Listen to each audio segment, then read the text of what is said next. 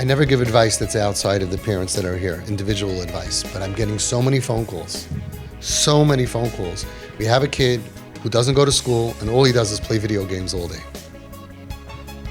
Okay, I got a call recently. They put the kid in a psych ward, because of this. And now he's gonna come home and they want us to monitor him, no more than an hour, no more than 2. He doesn't go to school. He's gonna threaten to kill the parents. He's gonna threaten suicide. He's gonna be back in the psych ward. But how could you just let a kid do 10 hours, 12 hours, 14 hours of video games? So we've had over here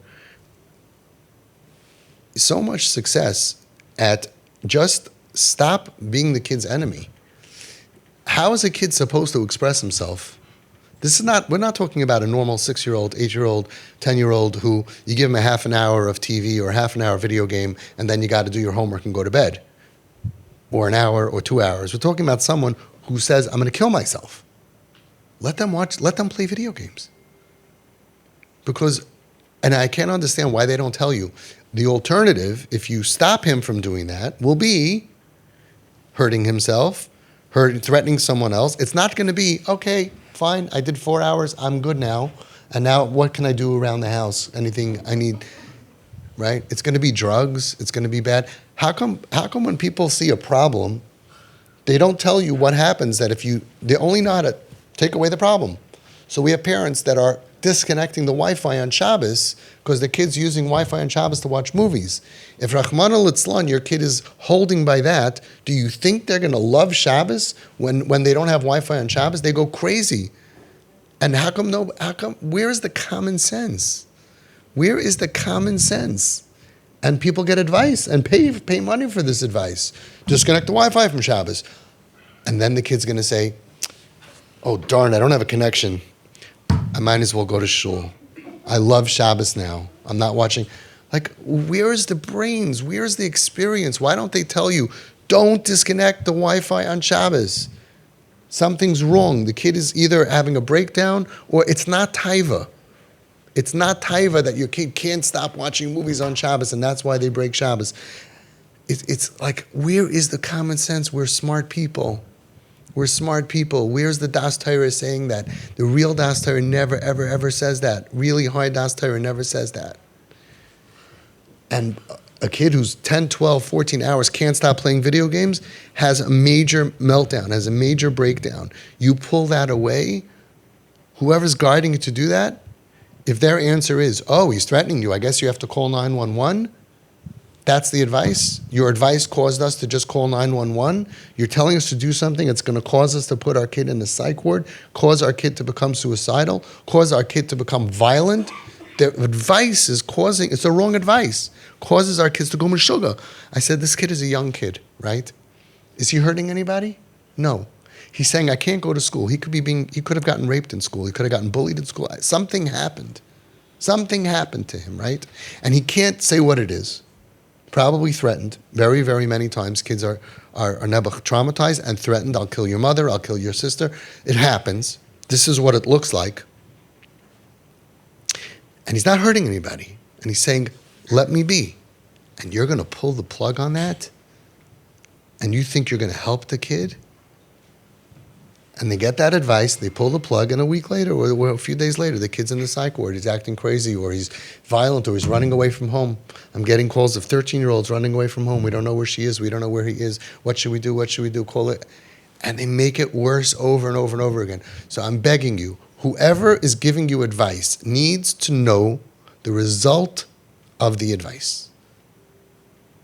You're laughing because it's like, it's so stupid. Like, is that too much to ask for? It's like, I never understood why they're giving advice. Didn't you try this last time? The last 100 times, did it ever work that the kid said, oh, Ma, I don't have any video games. I guess I'll go to school. You're making them crazy because they have an escape and you're taking away their escape. Now, why didn't you think a little bit deeper? Why does the kid need an escape? And if he needs an escape, please let him escape because otherwise he's going to go crazy. And why is it too much to ask before you get this advice? I'm describing a situation. Please tell me, how many situations like this did you advise on? Because sometimes they're students and they don't really know.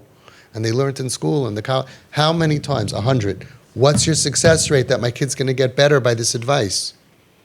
80%, 60% do it. But if the advice just makes my kid worse, would you go to a doctor? The kid has 101 fever and he tells you, well, I think you should put him in the freezer overnight. Oh, okay, now he has, what advice are you giving? It makes the kid worse. So please be very, very, very careful. Don't take away their crutch. Don't try to take away he's never going to walk because we let him have a cane. Pull away the cane. Trust your kid. Realize something's going wrong. Find someone who knows how to fix the problem by de-escalating it without making the kid turn into a crazy person and become violent, without risking your relationship. I've proven, you've all proven, that you don't need to risk your relationship to save the kid because it's the only thing that brings them back. So why would you risk it when the kid starts to spiral? Why would you risk the most precious thing? And now all of a sudden they tell you, no, you as parents, you're the one thing, that you're the stability of this kid. They can't fix the kid. They can't get through. So now you have to be the one. You become, I don't know what the word is. You become like the police, the KGB. You have to check and you have to run and you have to lock and you have to this. You're going to control this kid by being their enemy? It's so much sugar and it makes everything worse. Where is the statistics? Where are the brains? It's crazy because you all did this. You all went through this, thousands of people. And then people say, no, it's not true, not true, it's not true. It's happening every day. People, this is a one-man show. People, I know it's frustrating. Everybody's jumping out of your seats. And they say, oh, TP parents so extreme. No, because you just went through it. And Nebuch, the new crew of the next 10,000 parents going through this, they don't know until they go through it and it doesn't work. Halavai, it should work. I wish it should work. I wish that you pull the plug and they get better. I wish that you shut the Wi-Fi and they start keeping Shabbos. I wish that you stopped and you put your foot down and they said, oh, you put your foot down. I'm going back to school. I guess I'm going to be normal now. It doesn't help for sick. It doesn't help for pain. It doesn't help for trauma. They're showing signs. We have kids falling apart every single day. Someone's falling apart. They need compassion. They need understanding.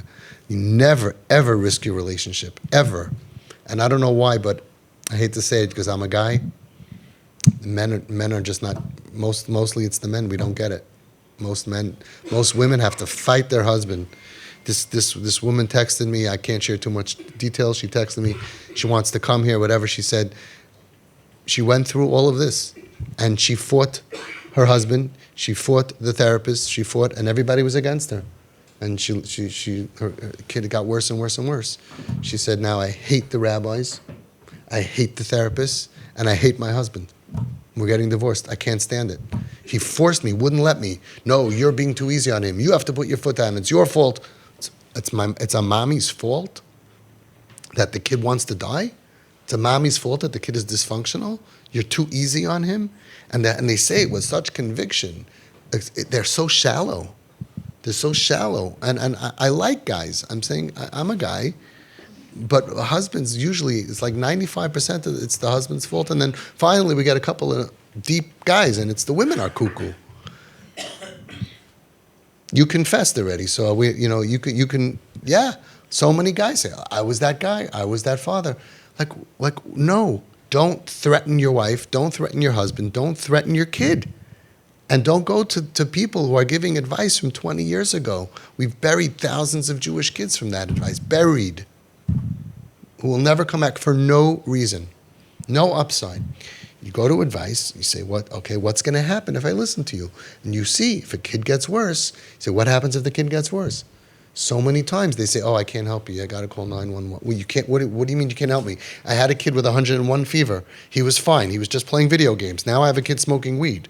Now I have a kid who's angry and is smashing glass and is going crazy. And don't make your kid crazy. Let them be at that point that they're not normal. I'm not talking about regular chinuch. I'm talking about way past that. Don't make them crazy. We've had so many kids who parents let them be dysfunctional, and then all of a sudden they get healthier with part of the whole system, and they start to function.